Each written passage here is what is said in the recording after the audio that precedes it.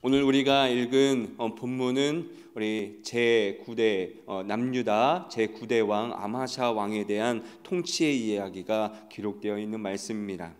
특히 5절 이하에 보면 오늘 에돔과의 전쟁의 이야기가 기록되어 있는데요. 이 전쟁의 이야기를 열왕기 하에는 단 한 줄만 기록되어 있는데 오늘 하나의 에피소드로 역대기에는 기록하고 있습니다.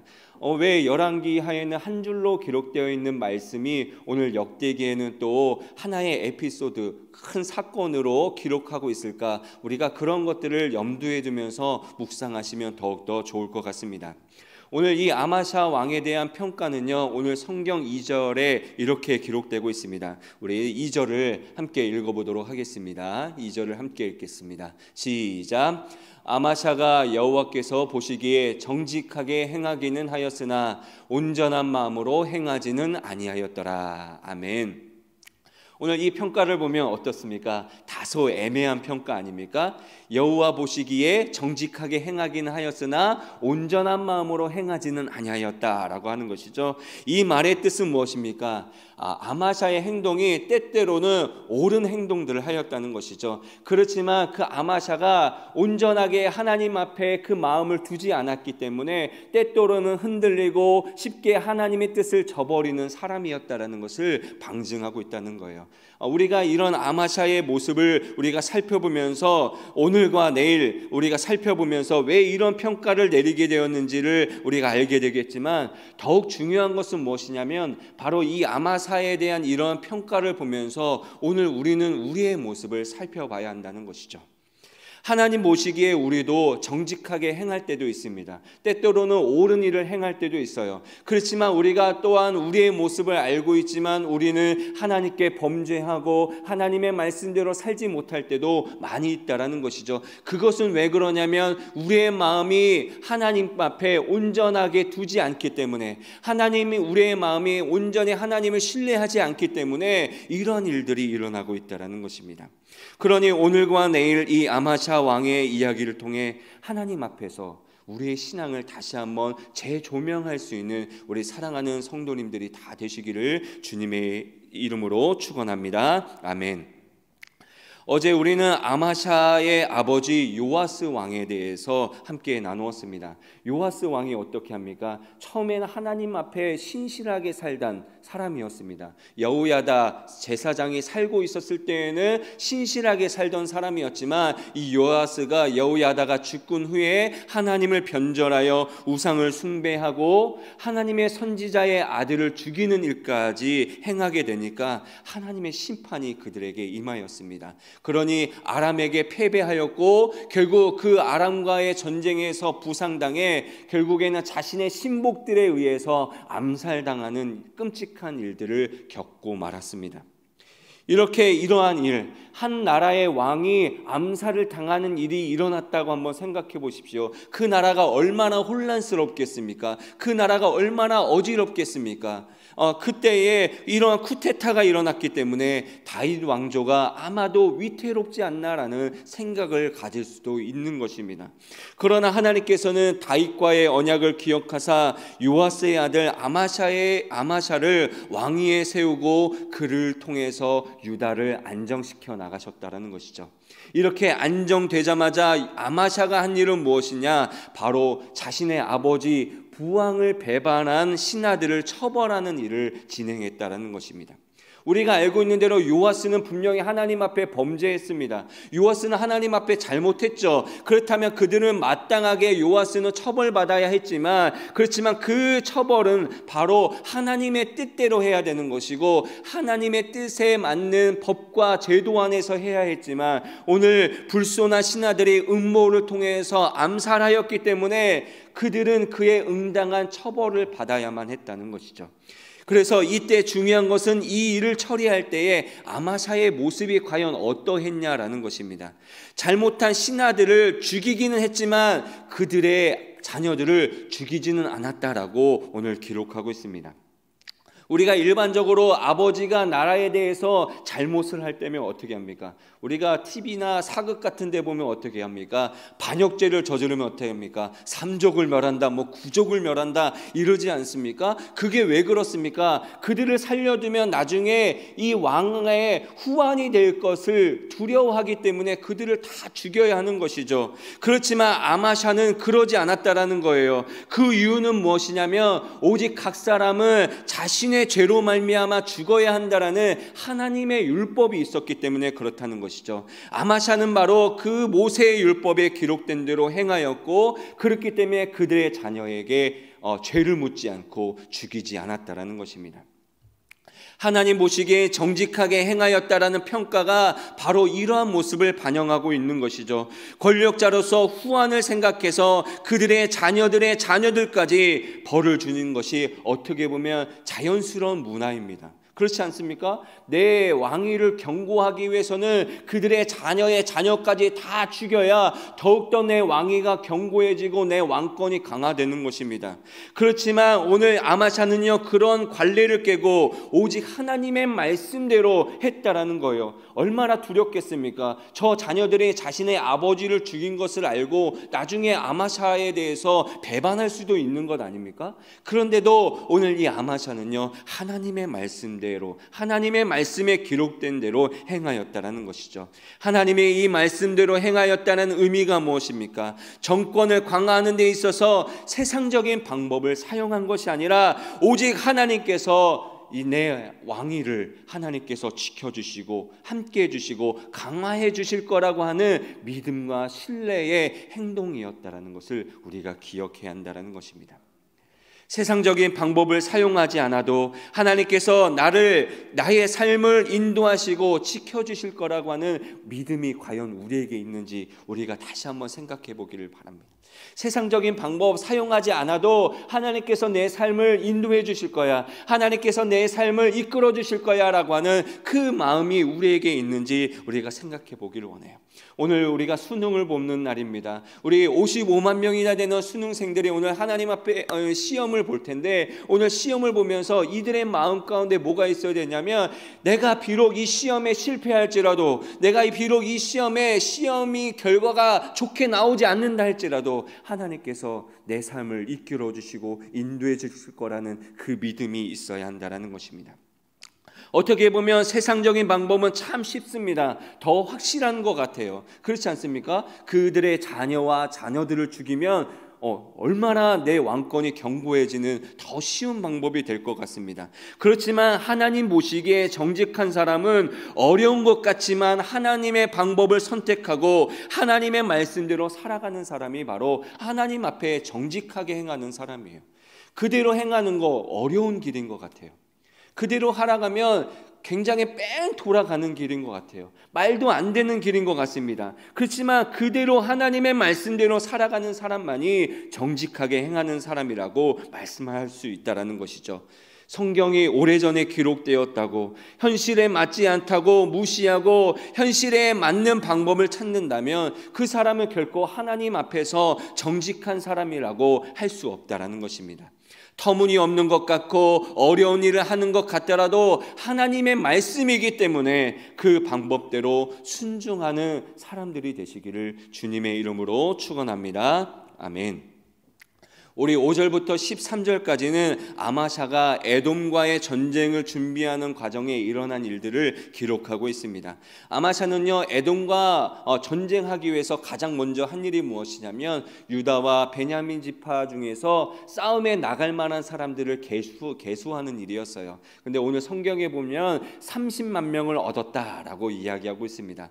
여러분, 30만 명 그러면 얼마나 큰 숫자입니까? 어마어마한 숫자예요. 근데 30만 명이 어마어마한 숫자이지만 전에 있었던 왕을 살펴보면요, 아사는요 그 군대가 58만 명이나 되었다라고 하고, 또 여호사밧은 무려 116만 명이나 되는 군대를 가지고 있었습니다. 그러니 아마샤가 느낄 때에 오늘 그 왕들에 비하면 자신의 군대의 숫자가 매우 적었다라는 것을 불안해했다라는 것을 우리가 알 수 있습니다. 그래서 아마샤가 한 일이 무엇입니까? 북이스라엘 군대 10만 30만 명을 은 100달란트를 주고 용병으로 고용했습니다. 그런데 이 연합은요, 하나님 앞에 신실한 모습이 아니었어요. 왜냐하면 첫 번째로는 작은 숫자라 할지라도 하나님을 의지하고 함께하면 능히 이길 수 있는데, 아마샤의 이런 모습은요, 하나님에 대한 신뢰가 없었다는 거예요. 비록 30만 명이나 되는, 우리가 생각할 때는 큰 숫자이지만 30만 명이나 되는 적은 숫자라고 여겨지는 이 아마샤가 그럼에도 불구하고 하나님을 의지하고 하나님과 함께 이 전쟁을 하면 능히 이길 수 있겠다라는 신뢰를 가질 수 있었다면 이 방법대로 했을 텐데, 그 하나님에 대한 신뢰가 없음으로 말미암아 어떻게 합니까? 용병을 고용하게 된 것입니다. 그리고 두 번째로는요, 우상 숭배를 자행하고 있는 북이슬과의 연합하는 것은요, 하나님께서 싫어하시는 악인과 연합하는 것과 다름없었다라는 것입니다. 이렇게 하나님을 신뢰하지 못한 아마샤이지만 하나님께서는 오늘 긍휼의 마음으로 하나님의 사람을 보내요. 하나님의 사람을 보내서 북이스라엘 군대와 함께 연합하지 말 것을 권고하고 있습니다. 왜냐하면 전쟁의 성패 여부는 어디에 있냐? 바로 하나님께 달려있기 때문에 그렇다는 거예요. 하나님께서는 적은 숫자라 할지라도 능히 승리하도록 도우실 수도 있는 분이고, 그렇지만 하나님께서는 많은 숫자라 할지라도 처참하게 패하게도 하실 수 있는 분이기 때문에 그렇다는 것이죠. 그렇지만 오늘 하나님이 뭐라고 말씀하십니까? 내가 북이스라엘과 연합하면 너와 함께 하지 않겠다라고 말씀하고 있는 것이죠. 오늘 이 말씀을 들은 아마샤가 어떻게 얘기합니까? 바로 9절과 같이 대답합니다. 우리 9절을 함께 읽어보도록 하겠습니다. 9절을 함께 읽겠습니다. 시작. 아마샤가 하나님의 사람에게 이르되 내가 100달란트를 이스라엘 군대에게 주었으니 어찌할까? 하나님의 사람이 말하되 여호와께서 능히 이보다 많은 것을 왕에게 주실 수 있나이다 하니라. 아멘.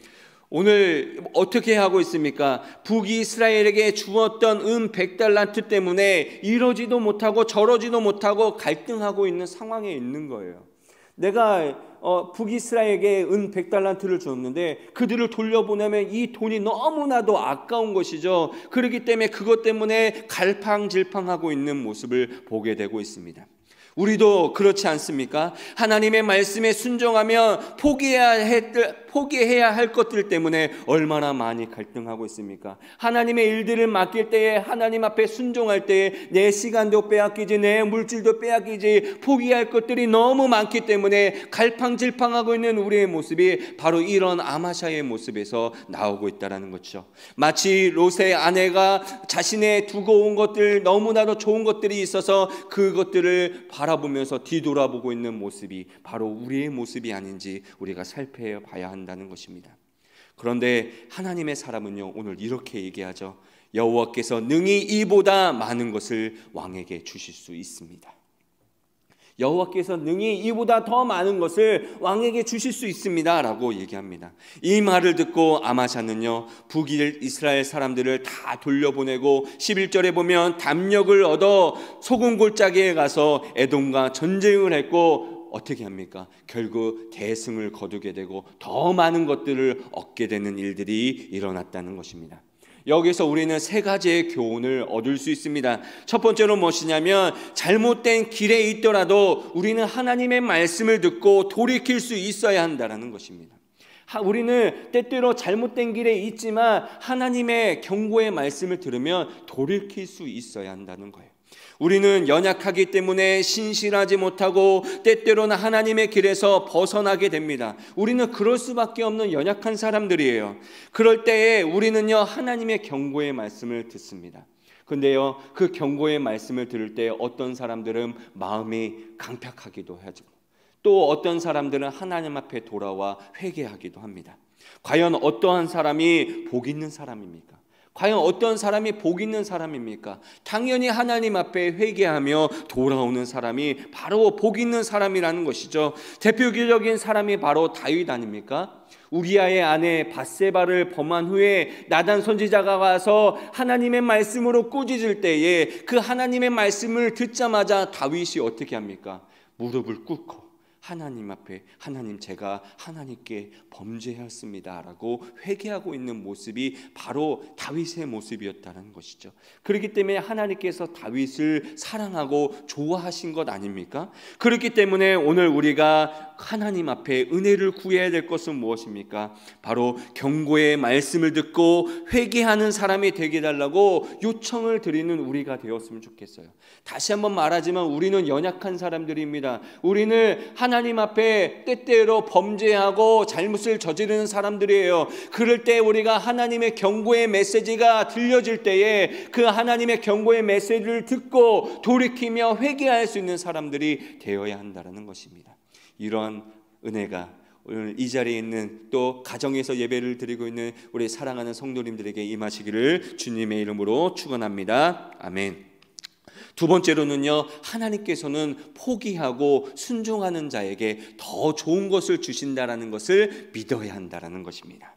성경에서는요, 하나님의 나라를 얻기 위해 자신의 것을 포기하는 사람들의 무수한 이야기가 기록되어 있습니다. 여러분, 우리가 잘 알고 있는 대로 예수님의 제자, 예수님께서 제자들을 부르실 때 어떻게 합니까? 성경에 보면 하나와 같이 다 자신의 것을 버려두고 예수님을 쫓으니라 라고 성경에 기록하고 있어요. 결국 그들이 예수님을 쫓을 때 무엇을 얻었습니까? 돈을 얻었습니까? 아니면 무슨 권력을 얻었습니까? 아니에요. 그들은 얻은 것은요, 영원한 생명, 영생을 얻은 것입니다.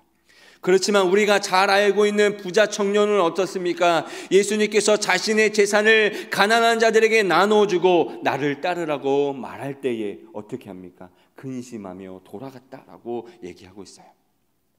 그 청년은요, 비록 돈은 지켰을지 몰라요. 그렇지만 하나님의 나라는 얻지 못했다라는 것입니다.